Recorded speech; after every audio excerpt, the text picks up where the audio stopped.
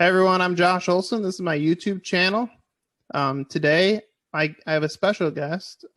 He was born and raised in Ohio. He currently lives in Atlanta. He's been an avid origami student for over 50 years. Today, I have a conversation with Dr. Robert Lang. Robert, how are you today? I'm good, Joshua. I do want to mention that I live in Altadena, which is in California. Oh, okay. I'm sorry about that. I was raised in Atlanta, Georgia, but I came out to California a long time ago and have been in either Northern or Southern California ever since. Awesome. So how's the weather in California? It's pretty nice. We've been having a lot of May gray, predecessor to June gloom, but today is bright and sunny and windy. In fact, I just had a ladder blow over from the Santa Ana wind that we get. So talk to me. How did you get started in origami? When I was a kid, I liked to do things with my hands, and I found a book of crafts of various sorts, and it had a few pages of origami instructions in it. And so I gave that a try and found that it was really fun, and so I just kind of stuck with it. My parents helped by buying origami books for birthday and Christmas gifts and the like, and that just sort of fed the obsession. And you've been doing it for 50 years. What does it mean when they recognize you as like one of the world leaders in origami? What does that mean to you? Well, it's certainly fun to hear. I do the origami for the fun of origami. So hearing about the reputation is extra nice, but it's not the motivation for doing it. So it's purely just a hobby for you? No, it's far more than that. It started as a hobby. When I was a kid, it was a hobby, and even when during my career in working in lasers, it was a hobby, but a very passionate one. I was deeply involved in. But in 2001, it became my livelihood. So I've been a full-time origami artist and consultant now for the last 20-something years. And you have designs all over the world. What is that like? That just sounds super cool, just to have like your own artwork in different places. Like, do you go to these places and visit and look at the artwork, or? I do if I can. When very, very often when there's been museum exhibitions that include some of my work, the museum will bring me out to do lectures and workshops in conjunction with the exhibition, and then I get a chance to see the exhibition, and of course that's also really nice. To see it in the context of a lovely museum and with the presentational structure that a museum brings, as opposed to my studio. It's just sort of stacked on shelves and corners here and there. And what would you say your favorite design is that you have displayed? My favorite design, it's always changing. My favorite is usually the most recent thing that I worked on. And sometimes my favorite thing is not a physical folded shape, but it's more of an intellectual accomplishment, like a solution to a math problem, or even a partial solution to a math problem. I'd say my most recent design, something you'd look at and say, oh yes, that's origami, is a bird that is posted on my website. And I'm pretty fond of that, and I'm using its structure as the basis for further bird designs. But another thing that I'm really fond of and sort of almost obsessed with is a concept that applies to how one designs origami, that involves expressing it in a four-dimensional space. And of course, you can't even look at that. It can only be visualized in a very rough mathematical way, but it seems like this four-dimensional space makes it possible to design certain classes of origami shapes. So I'm intrigued both by the possibilities of getting new designs that I hadn't been able to do before, but also at the purely mathematical connections between this abstract mathematical concept of 4D space and the very down-to-earth practical notion of a physical 3D folded object made from paper. Wow, that's so cool. And how long did the bird take you to make? Oh, I worked on the design off and on probably over a period of several weeks, and I folded a couple prototypes also over that period. So that's probably the whole time. When we ask how long an origami design takes to make, it's hard to give a definite answer, both because if it's something, for me, if it's something I'm folding for my own enjoyment as opposed to a commission, I will take lots of time. I'll dawdle, I'll fold it a couple times, set it aside, come back to it, and so the calendar time is a lot longer than the actual intellectual time. But there's also the fact that this design builds upon iterations of ideas and folding and notions and design concepts that stretch back years into the past. So in a very real sense, one could also say it took decades to design because decades ago, I didn't have the knowledge and understanding that I needed to design what I designed just now. That's so cool. And what was do you remember what your first one was? Your first like when you first started, what was your first? Because I remember like in school we used to make like, I don't know if it's considered origami, but like paper footballs. I know those little things you use on your fingers. Yeah, so the things on the fingers is a very old design. It goes back into Japan, also in Europe, called cootie catcher or salt cellar. If it's turned over so that the pockets are upward, it's called a salt cellar. And certainly that was one of my very early designs. The craft book that I learned from had 4 figures in it. And so I remember what those were. I don't remember which one came first, but there was the traditional frog, the traditional flapping bird, a model called the talking crow that's made from the cootie catcher, and then a spider that I haven't actually seen very often in books of traditional designs, but it's basically made by taking the base from which one builds the frog and cutting each leg in half. So instead of having 4, you now have 8, and then use that to make a spider. Oh wow, that's kind of cool. And what's the one that takes you the longest? The product that's taking you the longest? The fold that took me the longest in calendar time was a cactus. And it's on my website. And it was from the time I started folding the paper to the time I finished folding was a total of about 7 years.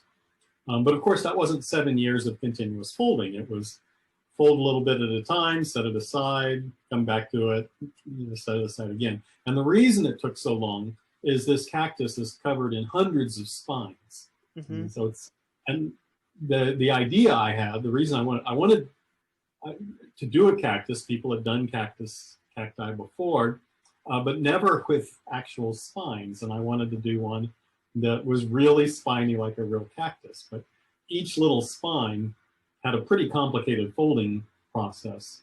And so the whole thing was just very, very tedious and repetitive. Oh, wow.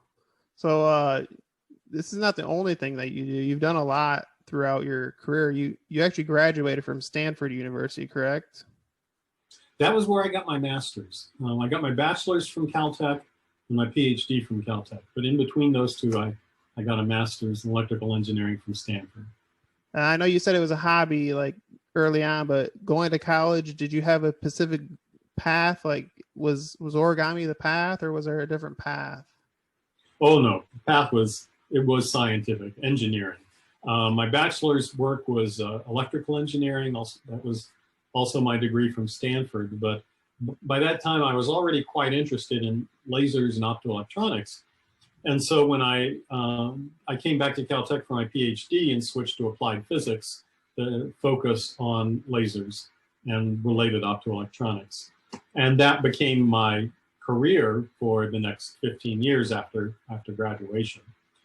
But one of the things college played a big role in my origami evolution, because going to Caltech, which is a very hard place. Yeah. And it kind of revved my brain into a higher gear than it had ever been revved before, you know, just to keep up with all the brilliant people around me. And that, I think, rev up also got into my origami. So it revved my origami up as well. And origami throughout high school had been kind of an off and on hobby. I was interested, but I'd go periods of time without doing anything with it. But but at Caltech, it really revved up again, and I focused on trying to develop new designs and designs that were unlike anything that had been done before. And that higher gear of origami then persisted for the rest of my life. Oh, wow. And how would you say college, how does it factor in now? Like I know you said engineer, like, can you take some of those things that you learned in college and apply them to origami? Oh yeah, can and have, and I think that played a big role in me getting to the place where I am now in the world of origami. Because particularly in graduate school, I started getting deeply involved in theoretical modeling, where you're trying to describe some physical phenomenon, like a laser, and you build a mathematical description of it using the tools of mathematics, equations, and all of that. And if you can build a good mathematical description, then you can use the tools of mathematics to solve the equations you've set up and learn something about the system you're studying, or accomplish the design goals that you're after. And it felt to me like origami was subject to the same sort of strict and describable rules that lasers and physics and electrical engineering and all of that were, and that one could apply the same approach to origami. So I started trying to do that, trying to describe origami mathematically, with the goal of using math to design origami that I wanted to design, but it wasn't able to do purely based on intuition, intuitive understanding of how the paper behaved. And that actually worked out quite well. I ended up developing some mathematical theory and wrote some papers about it. I wrote a computer program that was able to design very complex origami, and that being able to make that connection between folding and kind of an engineering mathematical type of description of it also then led me into the world of consulting, of applications of folding to engineering problems, and also just being a part of what is now a very robust and widespread world of origami, math, science, and technology all sort of mixed together. Oh, wow, that's so cool. So you said you went like full time in 2001. What would you say like your big break was, like when you knew that you could be full time in origami, like this could be your career for the rest of your life? It happened, that moment happened probably 2 or 3 years after I made the transition. Okay. So what happened was, or the trigger for this was, for many years, I had the idea of writing a book about how to design origami. I'd written 6 books about recipes. Here's how to fold 20 different objects, step-by-step instructions. But what I felt like I could also teach people how they could design their own origami, and not just follow my instructions, but they could come up with something new for themselves. And I wanted to write a book about that. And I tried off and on for about 10 years and didn't really make a lot of headway. And then and came to the conclusion that that was something I couldn't do in little bits and pieces on nights and weekends, which is how I've written all my other books. That I really needed to focus just on that. Mm-hmm. And so once I had that realization, I kind of had the choice. Do I spend full time to write that book, or do I continue down the path that I was on in of being a manager in a company that made lasers? And what was more important to me? And I decided what was more important to me was that book. I figured there were lots of people who could do technical management in a laser company, but I felt like I was the only person who could write this book that I envisioned and that I needed to. So I quit my job to write that book. That was the trigger. But then, as I started working on the book, I also started trying to follow up on various leads that I'd never really been able to follow up on because I always had a full-time job, and invitations to lecture or teach or do workshops or consult. And so I did that too. And after a couple of years, I realized that the origami work was enough to be a full-time job and was a lot of fun. So I really was never going to go back. And so that's been the case. So now for 20 years, I've been full-time origami, and what I have done over that time has varied. Sometimes it was lecturing or teaching or consulting or working on art projects from which I got royalties. It's kind of a big mismatch, but altogether it's been enough to keep me busy and occupied and very satisfied.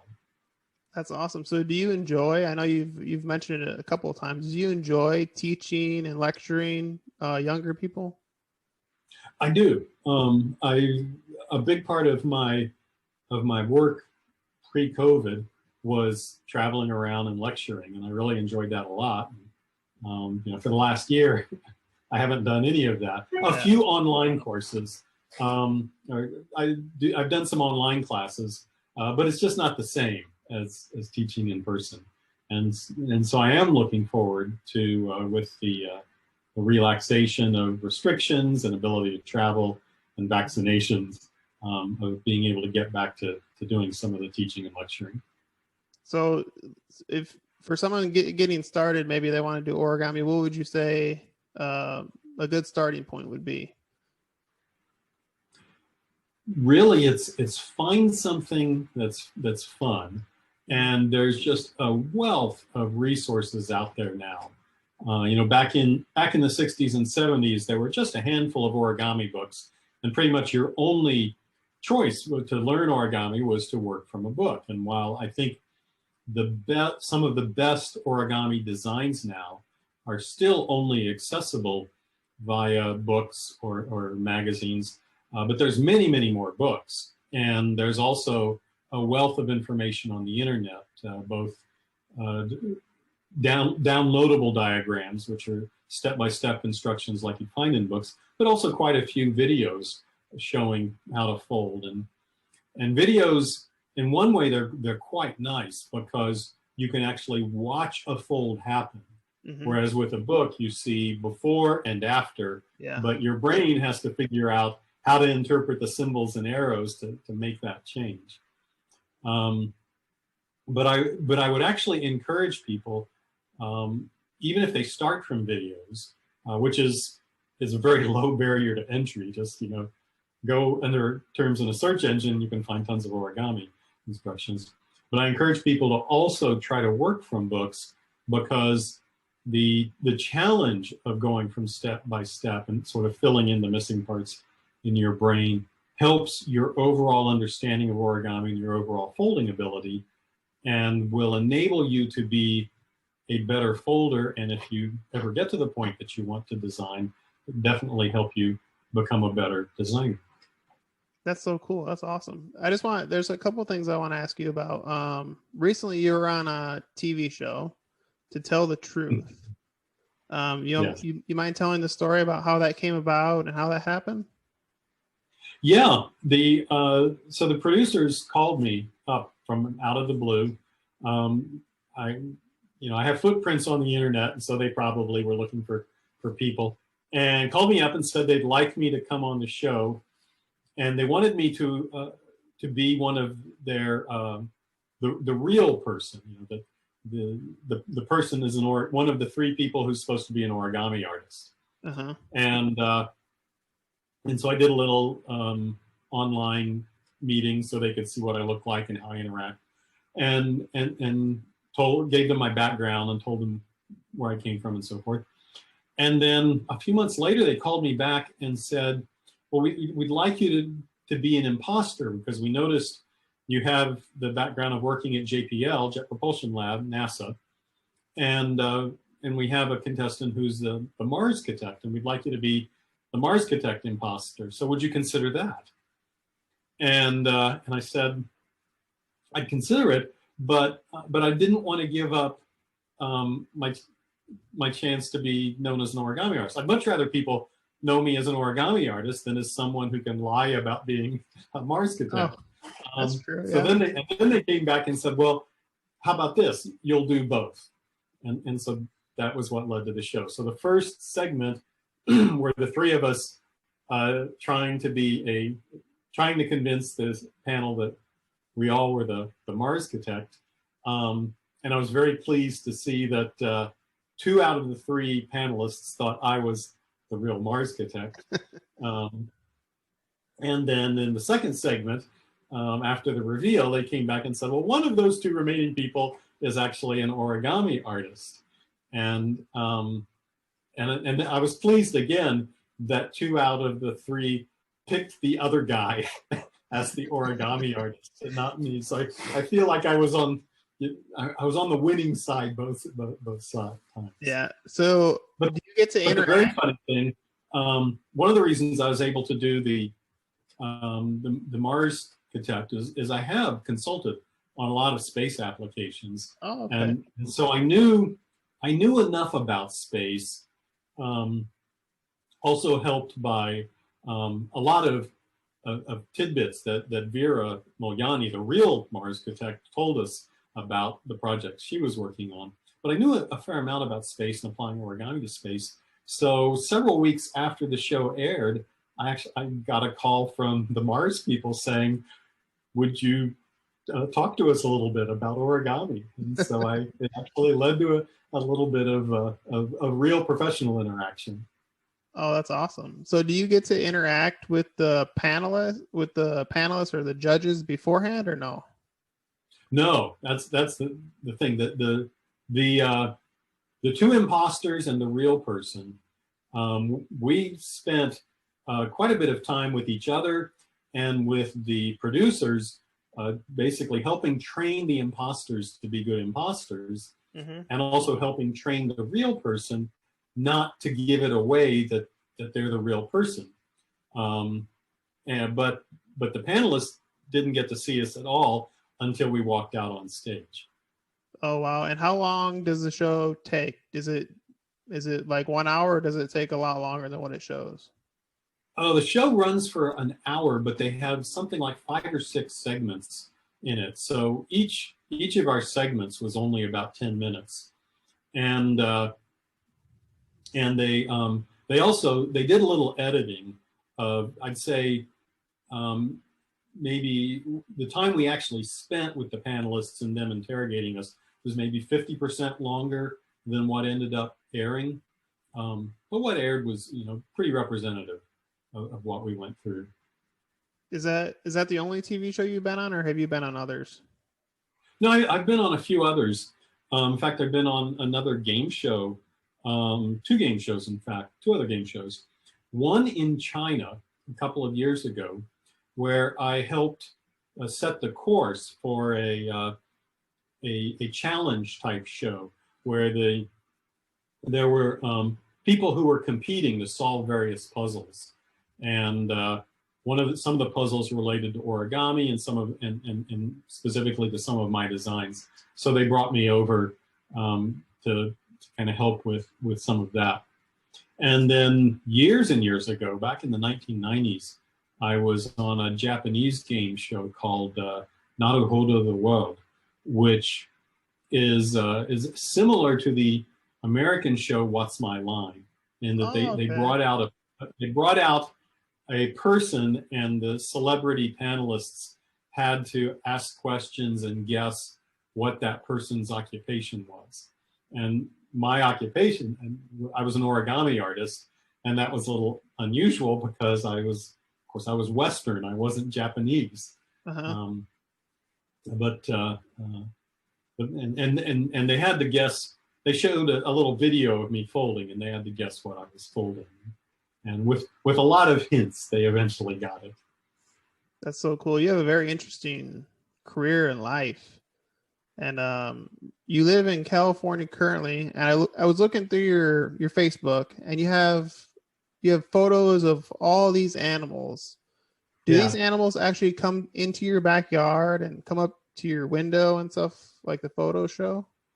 Yeah, I mean, most of these photos are, you can see a little bit of the window right here. Most of the photos are shot either from my desk out the window or from a camera that's mounted just outside my window. My backyard, so to speak, is my house or my studio is on the edge of the Angeles National Forest. So my backyard is actually the Angeles National Forest. It's wilderness, starting from my property line and running, 40 miles through the mountains. So I get a lot of wildlife coming in. Photography, is that another passion that you have, or is it kind of like a hobby? It's more of a dabbling hobby. I mean, I do it, I enjoy it, but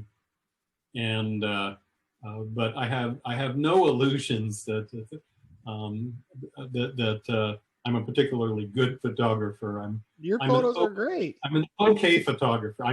Compared to real photographers, professional photographers, I'm way not there. But I'm happy with that. I'm not trying, again, kind of like with the origami. I'm not trying to establish a position in the rankings of photographers. I just do it because I enjoy it, and there's a little bit of a synergy between the animal photography and origami.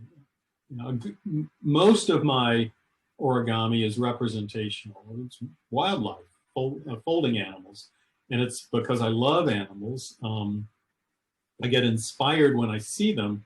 Very often, an origami figure is inspired because of some real wildlife sighting that I've seen, or in some cases that I photographed.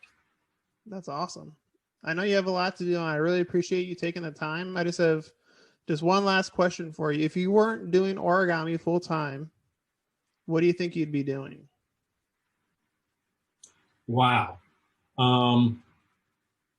If I hadn't quit my job, I'd probably still be doing laser management. But if we said, no, you got to rewind all the way back to college and start over in a field, I might have ended up as a mechanical engineer, because I really love making physical objects. And I love mechanisms, things that move and change shape and the like. In the past 10 years or so, a lot of my technical origami work has taken me into the field of mechanical engineering, and it's been a lot of fun.